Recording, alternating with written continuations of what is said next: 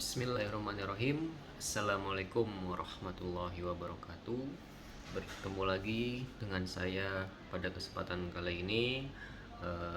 Saya akan sharing mengenai pembelajaran yang saya dapat dalam minggu ini.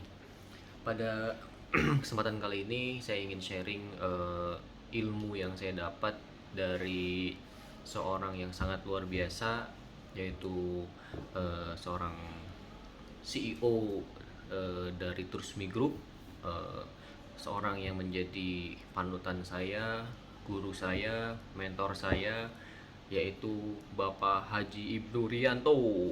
Mantap. Oke.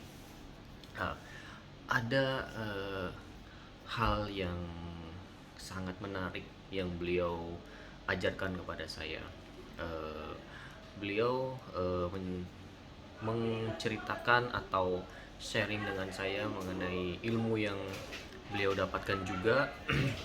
Satu hal yang sangat menarik itu menurut saya itu, kata beliau itu gini: tidak ada orang yang lebih pintar, yang ada yaitu orang yang tahu lebih dulu.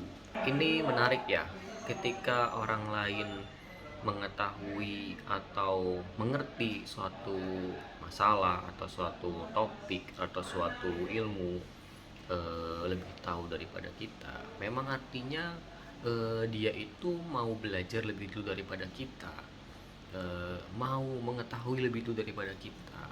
Jadi ya ini memang make sense ya, atau memang benar gitu.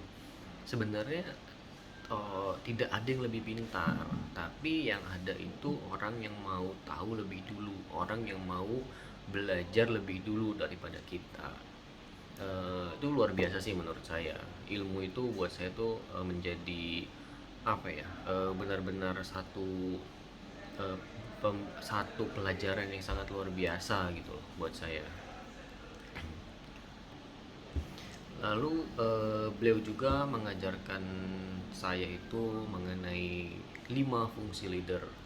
Yang pertama yaitu planning, yang kedua delegasi, yang ketiga kontrol, yang keempat evaluasi, yang kelima itu problem solving atau pengambil keputusan. Oke, kita bahas satu-satu dulu. Yang pertama planning. Seorang leader itu harus bisa memplanningkan apa yang akan dilakukan oleh dirinya dan tim di masa yang akan datang dan pada masa saat ini. Nah, planning itu harus matang, planning itu harus bisa dimengerti juga oleh timnya. Poin berikutnya yaitu delegasi. Seorang leader harus bisa mendelegasikan tugas kepada timnya. Bagaimana sih cara mendelegasikan tugas dengan baik? Ilmu yang saya dapatkan dari seorang Bapak Haji Nuryanto, bagaimana cara kita bisa agar mendelegasikan tugas dengan baik. Yang pertama, ketika kita bicara, pastikan bahwa lawan bicara kita ini memahami dan memperhatikan apa yang kita bicarakan. Lalu suruh lawan bicara kita atau orang yang kita berikan delegasi tugas itu mengulang ucapan yang kita eh, sampaikan ke dia gitu. Coba ulangi apa yang tadi saya sampaikan. Yang ketiga yaitu jelaskan bagaimana cara melakukannya dan apa sih output yang harus dia dapatkan, seperti itu.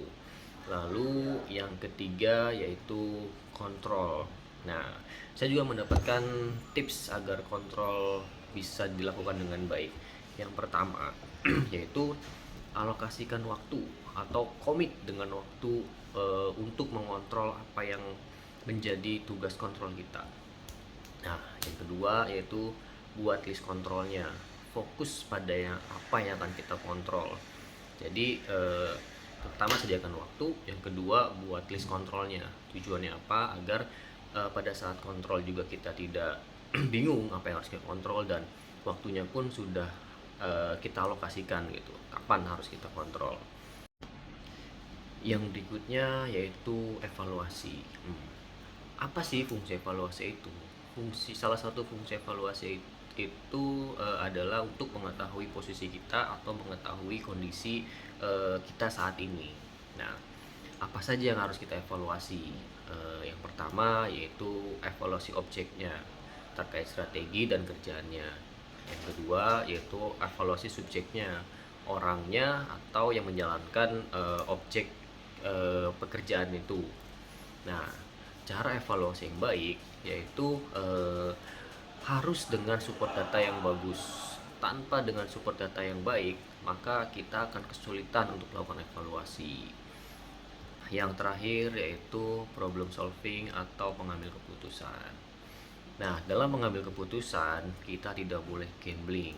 Ingat ya teman-teman, tidak boleh gambling. Lalu bagaimana caranya? Yang pertama, kita balik tadi ke evaluasi, yaitu kita harus punya data yang bagus agar apa? Agar eh, bisa mengambil keputusan yang lebih akurat. Yang terakhir dalam mengambil keputusan yaitu kita juga harus menyiapkan alternatif-alternatif opsi yang lebih banyak dalam mengambil keputusan. Nah, dan tidak kalah penting yaitu keberanian. Seorang leader harus mempunyai keberanian dalam mengambil keputusan. Agar apa? Agar tidak terlalu lama dan tidak pelin-pelan dalam mengambil keputusan.